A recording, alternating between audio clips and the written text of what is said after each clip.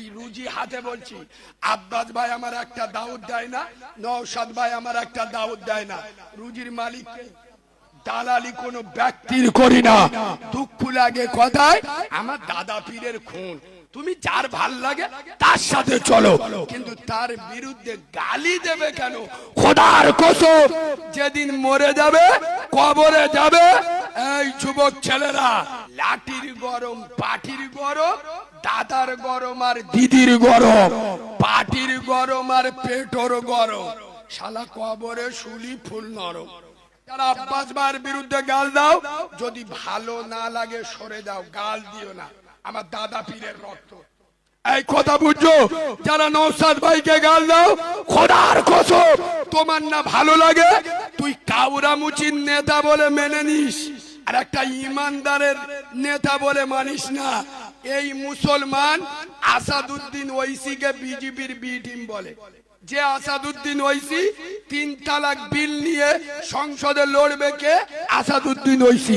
শরিয়াতের উপরে আঘাত আইবে লড়বে কে? আসাদুদ্দিন ওয়াইসি। বাবরি মসজিদ নিয়ে ভেঙে দিচ্ছে লড়বে কে? আসাদুদ্দিন ওয়াইসি। আর এই মুসলমানেরা খ্রিস্টানদের নেতা বলে মানবে, কিন্তু একজন ইমানদার, আরে নবী বলে যাচ্ছেন আনা খাতামান নবী লা নবিয়া বাদি ওয়ালা রাসূলা, আমার পরে নবীও আসবে না, রাসূলও আসবে না। খোদার কসম, নবী বলেনি আমার পরে ওমর আসবে না, যুগে যুগে ওমর আসবে। ভারতের দ্বিতীয় ওমরের নাম আসাদুদ্দিন ওয়াইসি, আর বাংলার দ্বিতীয় ওমরের নাম পীরজাদা আব্বাস সিদ্দিকী। নারায়ে তাকবীর, নারায়ে তাকবীর, নারায়ে তাকবীর। আরে মুসলমানের বাচ্চা, তোমার না ভালো লাগে তার থেকে দূরে থাকো।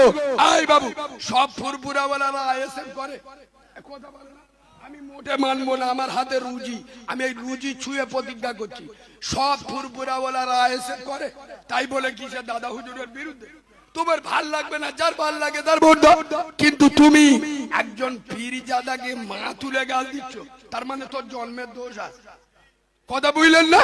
তুই একটা আলেমের, এই বাবু নওশাদ সিদ্দিকের যখন